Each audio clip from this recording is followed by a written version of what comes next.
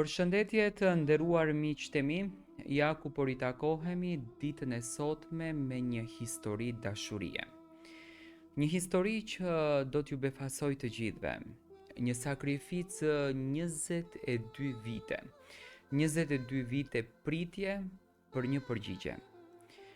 Një djalë i cili është dashuruar që në momentin e parë kur ka prekur dorën e vajzës që i ka ndryshuar jetën, kur ka prekur dorën e vajzës që ja ka dhënë energjinë, që edhe sot kur e rëfen rëfimin e tij në këtë letër, është i tëri në emocion, i tëri në mbulesën e dashurisë, vetëm e vetëm për të kërkuar fjalë sa më shumë nëpër univers, për t'i thënë kësaj vajze të dua. E gjithë historia ka nisur 24 vite më parë. 24 vite, kur për herë të parë e pan njëri tjetrin. Ka histori që lindin papritur, por ka histori edhe që vdesin shpejt. Por ka edhe histori që lindin rrit të heshtura për dekada, dhe pastaj shpërthejnë në momentin e tyre. Historia ime është e treta, e pazakont, e çuditshme, e dhimbshme, e bukur, e vërtet. Do të kthehem 24 vite mbrapa. Ishte një ditë të krejtë e zakonshme. Një nga ato ditët që njeriu nuk i mban mend kurrë. Vetëm se unë e mbaj mend, për shkak të saj.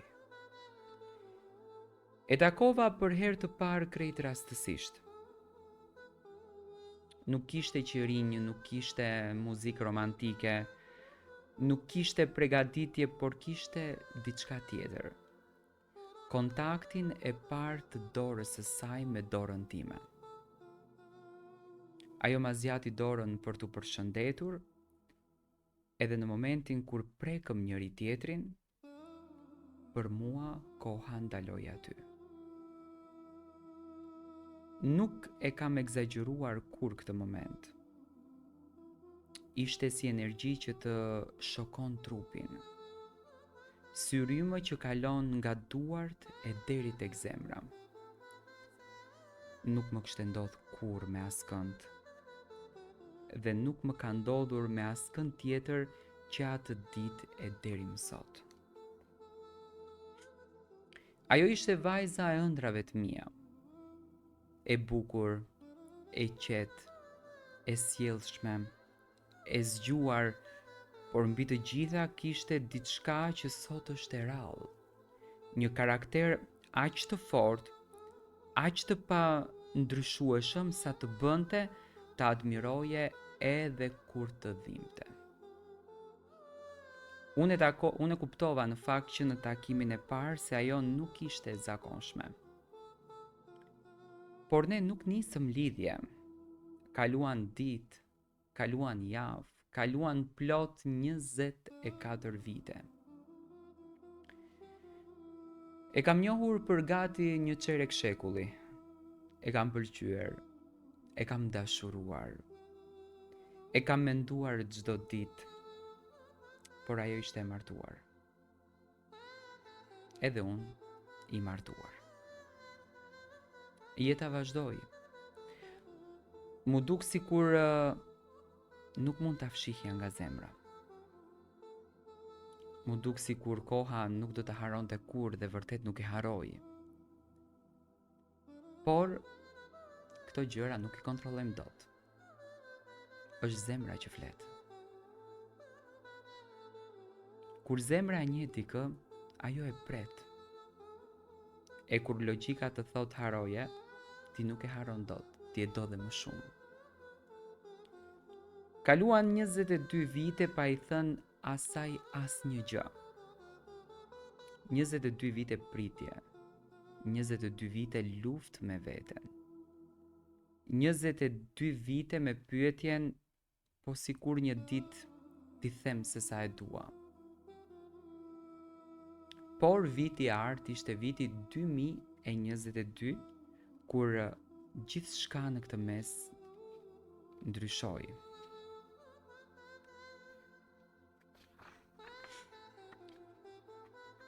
Ne u takuam sërish, jo në vend romantik, jo me plane, por thjesht sepse asaj i duhej një ndihmë.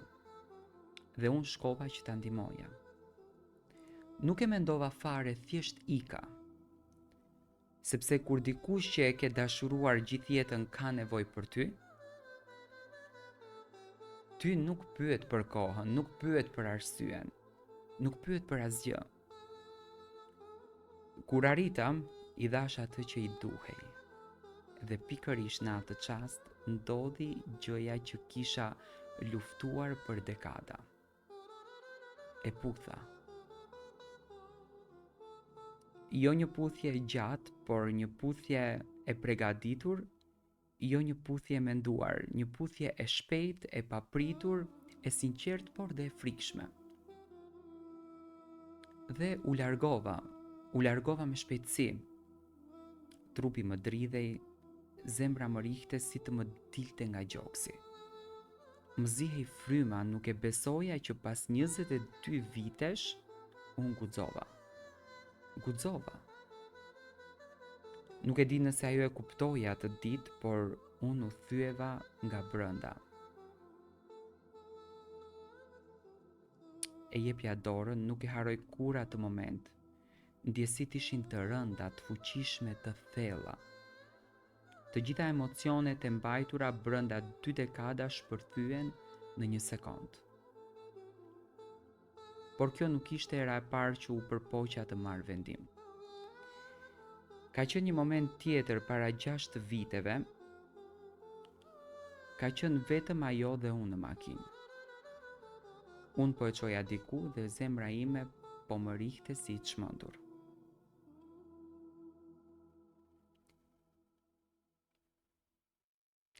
Ishte frika, heshtja, ajri, gjithçka më dukej sikur më shtynte që unë të flisja. 2 herë ndalova makinën, 2 herë dola që unë të marr ajër, 2 herë mora vendimin që unë asaj t'i them, por nuk munda.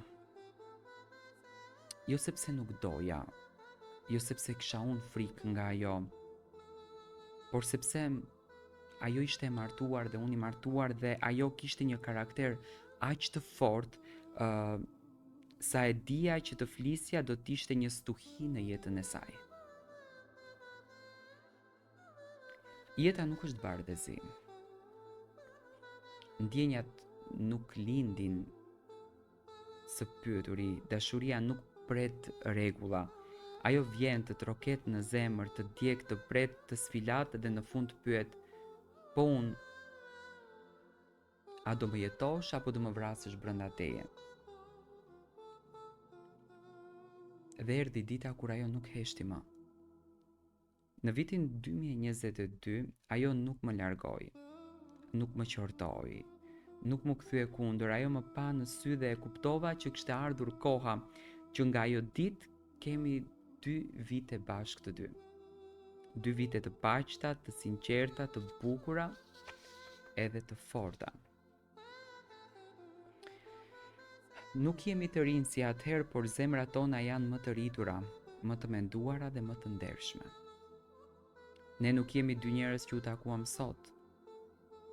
Ne jemi 2 shpirtra që kanë 24 vite histori pa e jetuar. Edhe sot, çdo ditë që jemi bashkë, e ndjej ndryshe. Japim kohën njëri tjetrit. Respektojmë njëri tjetrin. Qëndrojmë afër edhe kur jeta lodh. Kur rruga bëhet e vështirë, kur dita s'ka ngjyrë, ajo është më e mira, e fortë, e drejtë, e vërtetë. Më kupton, më dëgjon edhe më duron. E pranoj. Ndonjëherë e shqetësoj, ndonjëherë e stresoj, ndonjëherë bëhem i padurueshëm, por jo sepse dua ta lëndoj, po sepse e dua shumë. Dhe i them që të dua shumë atje në Europë, atje ku jemi të dy. Aq shumë sa nuk mundem të ri pa të. Tani sot dua t'i them publikisht. Falmë. Falmë për momentet kur jam bërë i rënd. Falmë kur kam folur me zemër të mbyllur. Falmë kur jam trembur dhe jam sjell keq. Falmë për çdo ditë që s'të kam dhënë qetësi. Unë të dua. Ti nuk je gjysma e shpirtit tim, ti je shpirti i shpirtit tim brenda meje. Të kam dashur kur s'të kisha, të kam dashur pa të ta thënë, të kam dashur duke të respektuar dhe sot të dua duke të pasur pranë. Njerëzit pyesin shpesh, ndoshta në vete, apo unë e pyes veten time shpesh, a ja vleti pritja 22 vite? Edhe sot them me zë të lartë po, sepse dashuritë e vërteta nuk harohen, nuk treten, nuk plaken, ato presin dhe kur vjen dita e tyre marrin frym. Kjo është historia ime, apo thën historia jon. 24 vite që dukeshin të pamundura dhe sot ja ku jemi. Jemi bashk. Dy njerëz që e njohim dhimbjen, që e njohim pritjen, që e njohim sakrificën, por mbi të gjitha që e njohim dashurinë. Dhe sot dua të të them, faleminderit që erdhe, faleminderit që u ktheve, faleminderit që më pranove, faleminderit që nuk më dhe fund edhe kur koha e bëri. Ti je vetmja arsye pse jam njeri më i mirë sot. Dhe sa të kem frym do të dua, jo fshehur, jo me frikë, por hapur qartë me Zotin dëshmitar, se ti je shpirti i shpirtit tim.